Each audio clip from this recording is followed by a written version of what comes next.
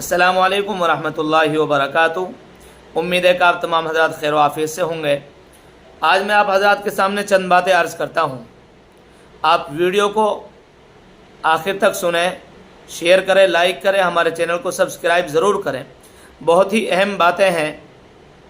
काफ़ी दिन से मेरे जहन में थी कि मैं उन बातों को सबके सामने पेश करूं, सबके सामने रखूं। मैंने उन बातों को अपने कलम से नोट किया कापी के अंदर और मैंने उनकी तहकीकात की। आज मैं आप हज़रात के सामने उन बातों का अर्ज़ करता हूँ।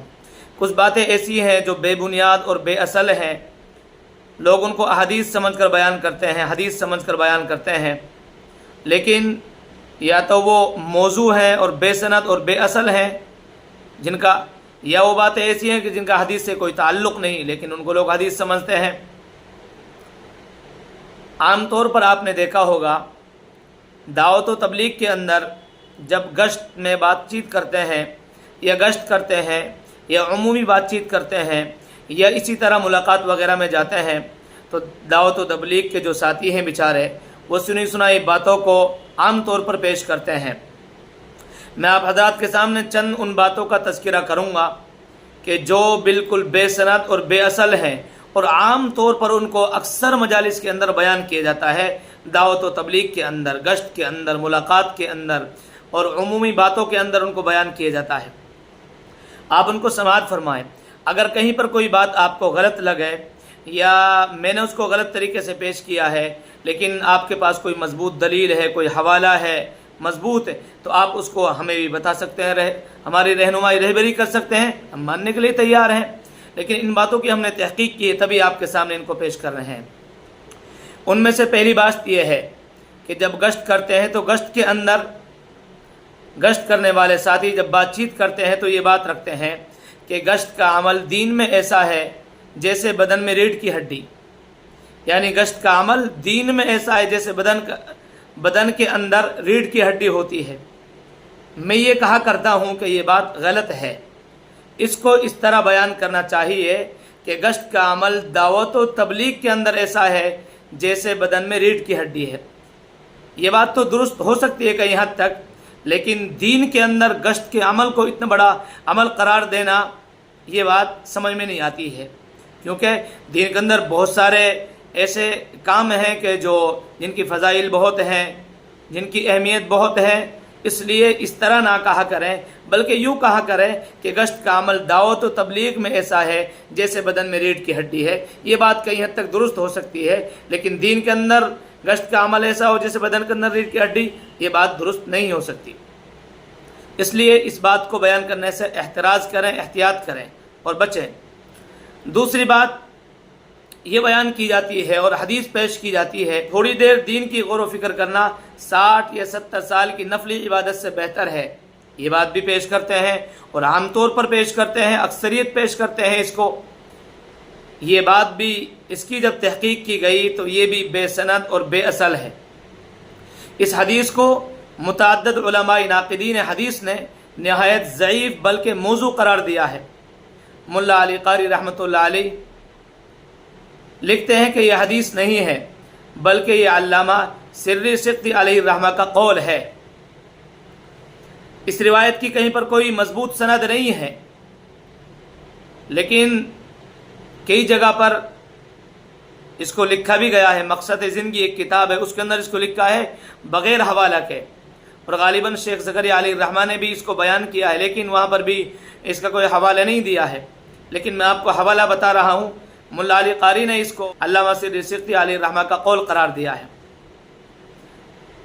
जिस रिवायत की कोई सनद ना हो वह रिवायत मौजू और मनगढ़ंत है, और जिस रिवायत की कोई सनद ना हो वो बेअसल है और गैर मोतबर है, उस पर एतबार नहीं किया जाएगा, उस पर अमल नहीं किया जाएगा।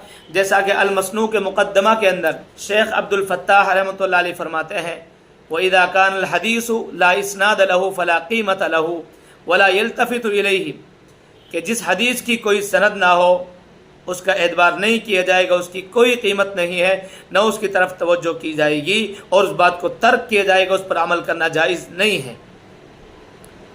लिहाजा दीन और उम्मत की फ़िक्र में ये अल्लाह के रास्ते में बैठकर सोचने की फजीलत 60 या 70 साल की नफली इबादत के बराबर सवाब वाली जो हदीस बयान करते हैं वो रिवायतन नहीं मिलती है, वो बेसनद और बेअसल है। अलबत्ता इससे मिलती जुलती रिवायात मिलती हैं कि जिनमें दीन के लिए सोचने पर अजर का जिक्र है, लेकिन ये रिवायत थोड़ी देर दीन की गौर व फिक्र करना ऐसा है जैसे 60 या 70 साल की नफली इबादत हो, ये बेअसल और बेसनद है। इस बात को बयान नहीं करना चाहिए इस तौर पर। अलबत्ता आप इस तरह बयान करें कि दीन की मजलिस में बैठना बहुत बड़ा सवाब है, अल्लाह तबारक व तआला बेइंतहा अजर देते हैं, इस तरह आप बयान कर सकते हैं। लेकिन किसी हदीस को आप सुनी सुनाई तौर पर बयान करना और उसको पेश करना जो मौजू और मन गढ़ंत हो, ये बिल्कुल जायज़ और दुरुस्त नहीं है। 2 बातें हो गई। तीसरी बात ये है, ये बयान करते हैं कि जो शख्स गश्त करके नमाज़ पढ़ता है उसे 1 लाख नमाज़ों का सवाब मिलता है। जो शख्स गश्त कर कर नमाज़ पढ़ता है उसे 1 लाख नमाज़ों का सवाब मिलता है। ये बात भी बेअसल है और बेबुनियाद है। और इसी तरह एक बात ये बयान की जाती है, जो शख्स गश्त करता है उसे 1 कदम पर 700 कदमों का सवाब मिलता है। और गश्त में 1 मरतबा सुबहान अल्लाह कहने पर 7 लाख सुबहान अल्लाह कहने का सवाब मिलता है। और जो शख्स गश्त में जाता है उसके पहले ही कदम पर उसकी मग़फ़िरत कर दी जाती है। और इसी तरह एक बात ये बयान की जाती है, अभी चंद दिन पहले मैंने अपनी कानों से सुना, एक अमीर साहब बयान कर रहे थे कि जब गश्त में जाते हैं तो मुतकल्लिम साहब के एक बोल पर 1 लाख बोलों का सवाब मिलता है या 1 लाख नेकियों का सवाब मिलता है। इस तरह उसने बयान किया।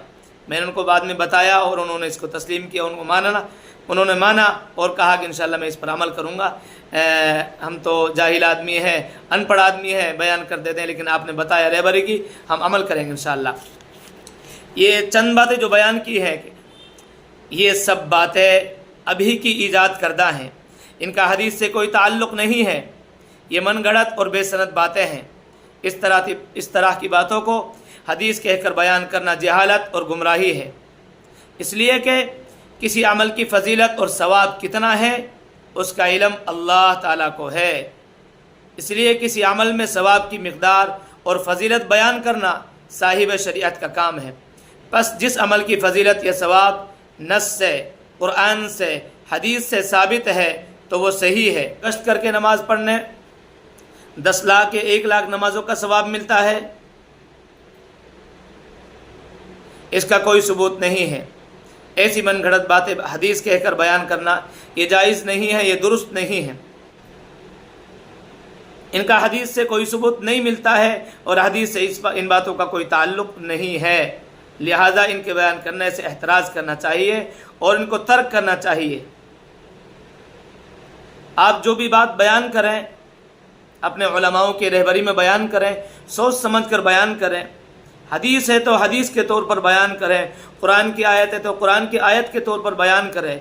लेकिन सुनी सुनाई बात को हदीस कहकर बयान करना ये बिल्कुल गलत है। और ये बातें वो हैं इनको अपना तर्ज अमल बना रखा है और गुफ्तगू का एक शेवा बना रखा है और इनको आमतौर पर पेश करते हैं, हालांकि ये बात तो गलत है। इसलिए ऐसी बातों को बयान करने से एहतराज़ करना चाहिए।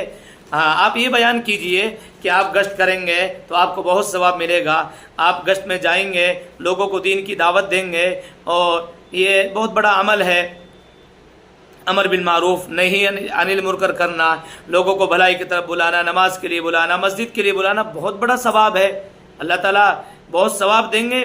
लेकिन इस तरह बयान करना कि उनकी हद बयान कर दी जाए जिनका हदीस से और कुरान से कोई ताल्लुक़ ना हो, ये जायज़ नहीं है। इसलिए इन बातों को इस तरह तर्क करना चाहिए और इस तरह बयान करना चाहिए कि गश्त में थोड़ी देर बैठेंगे तो बहुत सवाब मिलेगा, अल्लाह की बातें सुनेंगे, दीन की बातें सुनेंगे और कुरान और हदीस की बातें सुनेंगे, आपको बहुत सवाब मिलेगा। और गश्त करेंगे, लोगों को दीन की दावत देंगे तो बहुत सवाब मिलेगा, बहुत बड़ा अजर है और बहुत बड़ी फजीलत है। यूँ बयान कीजिए आप, लेकिन उनको हदीस कहकर इस तरह बयान करना जिस तरह मैंने आपको बताया है वो दुरुस्त नहीं है।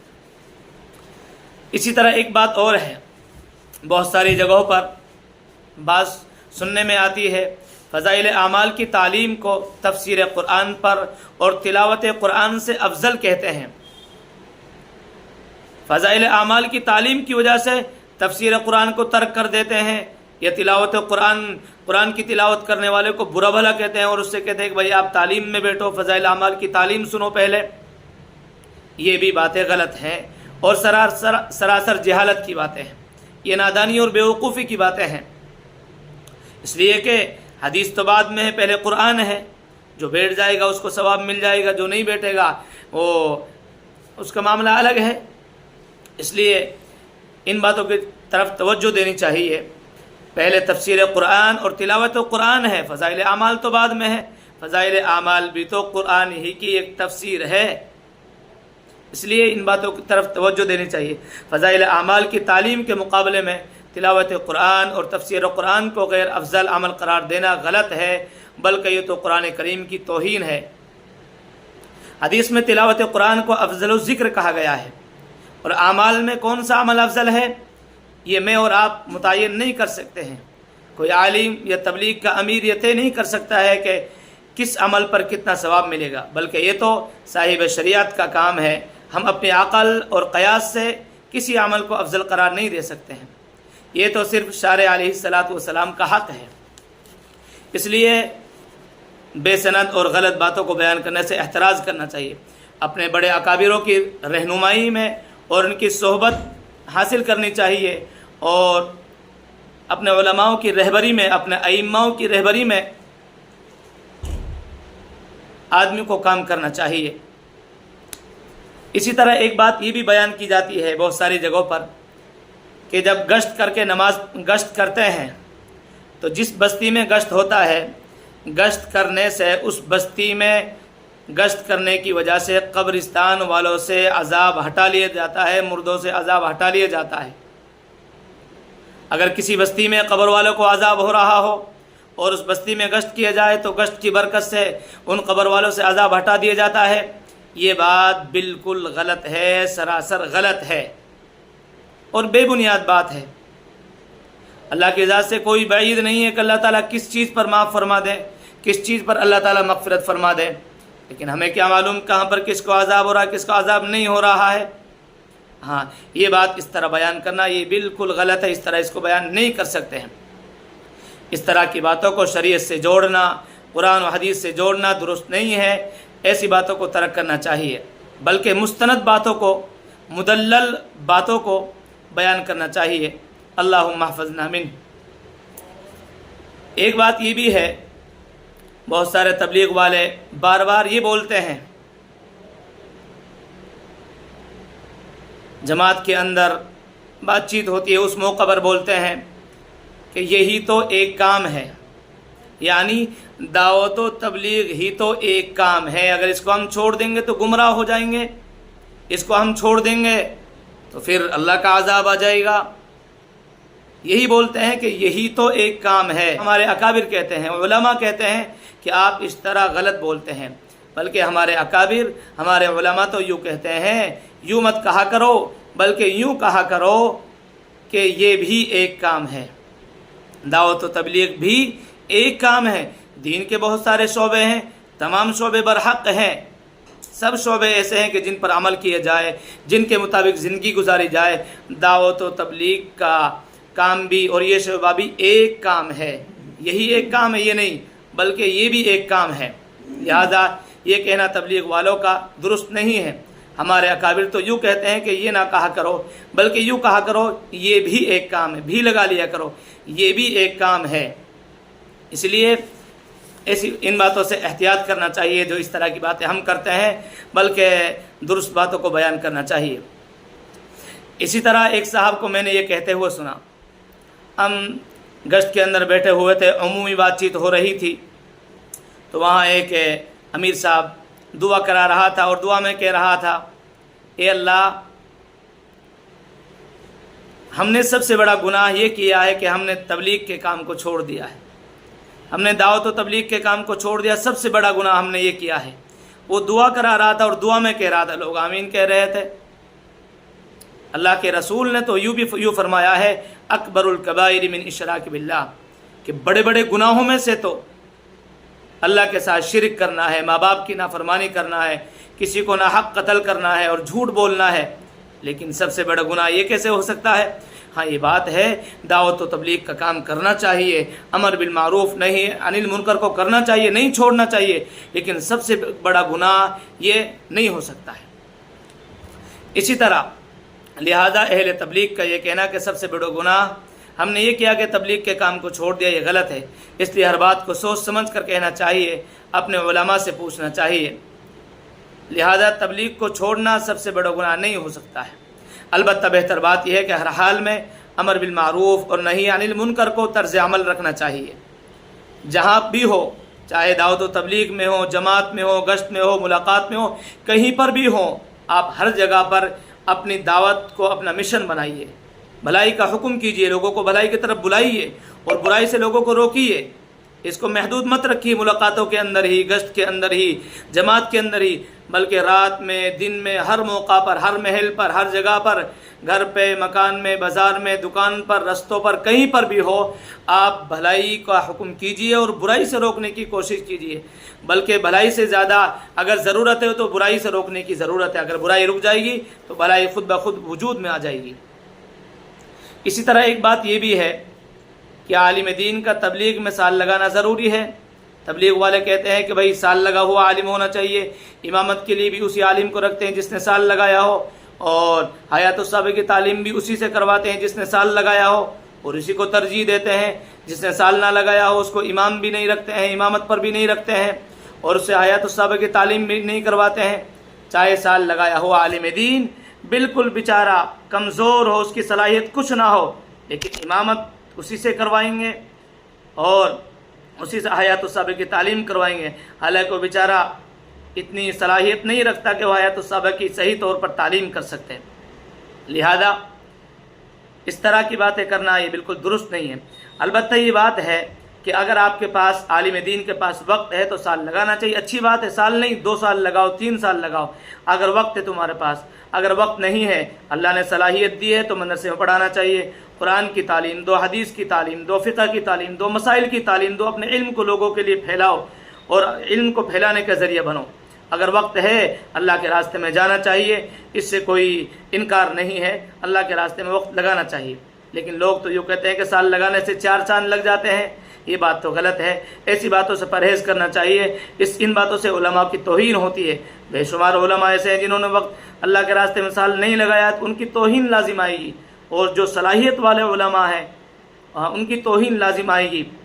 اس لیے حیات الصحابہ کی تعلیم اس عالم دین کو کرنی چاہیے جو اتنی صلاحیت رکھتا ہو اور اتنی قابلیت رکھتا ہو کہ عربی عبارت پڑھ سکے، اعراب لگا سکے، صحیح طور پر ترجمہ کر سکتے اور صحیح طور پر اس کی تفسیر اور اس کے مطلب کو لوگوں کے سامنے بیان کر سکے۔ لیکن لوگ تو یہ کہتے ہیں، دعوت و تبلیغ کے امیر اور ذمہ دار تو یہ کہتے ہیں کہ بھائی حیات الصحابہ کی عبارت اور بس ترجمہ ہونا چاہیے۔ یہ بات تو غلط ہے۔ بھائی صحابہ کا حیات الصحابہ کا مقصد کیا ہے؟ صحابہ کی زندگی کو کھول کھول کر بیان کرنا، ان کے واقعات کو کھول کھول کر بیان کرنا۔ آپ عبارت اور ترجمہ سے حیات الصحابہ کو نہیں سمجھ سکتے ہیں، بلکہ اس کی تفسیر بھی اور اس کی تفصیل بھی ضروری ہے۔ اس کو کھول کھول کر بیان کیا جائے تب جا کے حیات الصحابہ کی تعلیم کا مقصد حاصل ہوگا۔ اس لیے ایسے عالم دین سے حیات الصحابہ کی تعلیم کرائی جائے جو اتنی صلاحیت اور قابلیت رکھتا ہو، جو حیات الصحابہ کی عبارت کو بھی پڑھ سکتا ہو، اس کے ترجمے کو بھی کر سکتا ہو اور صحیح طور پر لوگوں کے سامنے اس کو سمجھا سکتا ہو۔ اس لیے آپ حضرات ان باتوں کی طرف توجہ دیں۔ مجھے امید ہے کہ آپ ان باتوں پر عمل کریں گے۔ من گھڑت باتوں کو بیان کرنا، حدیث کہہ کر بیان کرنا، اللہ کے رسول صلی اللہ علیہ وسلم نے سخت وعید فرمائی، اور آپ نے فرمایا جو میری طرف بے سند اور من گھڑت باتوں کو بیان کرے گا، موضوع حدیث کو گھڑ کر بیان کرے گا اور میری طرف ان باتوں کی نسبت کرے گا، اس کا ٹھکانہ جہنم ہے۔ اور یہ وہ باتیں ہیں جو میں نے آپ حضرات کے سامنے رکھی ہیں، یہ عام طور پر لوگ ان کو بیان کرتے ہیں، پڑھے لکھے طبقے والے بھی ان کو بیان کرتے ہیں، بیچارے جو سنی سنائی باتیں ان کو بیان کرتے ہیں اور لوگ سنتے ہیں۔ اماموں کو چاہیے، علماؤں کو چاہیے ایسی مجالس میں بیٹھیں اور اگر کوئی غلط بیان کرتا ہے اس کو روکنے کی کوشش کریں اور ان کو صحیح طریقہ بتائیں، صحیح راستہ بتائیں ان کے لیے۔ انشاءاللہ اگر آپ حضرات روک لگائیں گے اور بتائیں گے تو عمل کریں گے انشاءاللہ۔ ایسی بات نہیں ہے، وہ بیچارے پڑھے لکھے نہیں ہوتے ہیں، ان کے پاس اتنا علم نہیں ہوتا ہے، وہ تو بیچارے بغیر علم والے ہوتے ہیں، لا علمی کی وجہ سے ان باتوں کو کہہ دیتے ہیں، سنی سنائی باتوں کو کہہ دیتے ہیں۔ اس لیے ہمارے علماؤں کو چاہیے کہ ایسی باتوں پر روک لگائیں اور صحیح طور پر ان کو بتائیں کہ صحیح بات کیا ہے۔ اور اسی طرح ہمارے اماموں کو چاہیے کہ بیٹھیں ایسے موقع پر اور ان کو صحیح طور پر بتائیں۔ اگر کوئی غلط بیان کرتا ہے تو پیار محبت کے ساتھ سمجھائیے، ماننے والے لوگ ہیں، مانیں گے آپ، ان کو بتاؤ، ایسی بات نہیں ہے۔ آپ بڑے عالم کی طرف رجوع کرو، صحیح عالم دین کی طرف رجوع کرو، وہ آپ کے لیے صحیح بات بتائے گا۔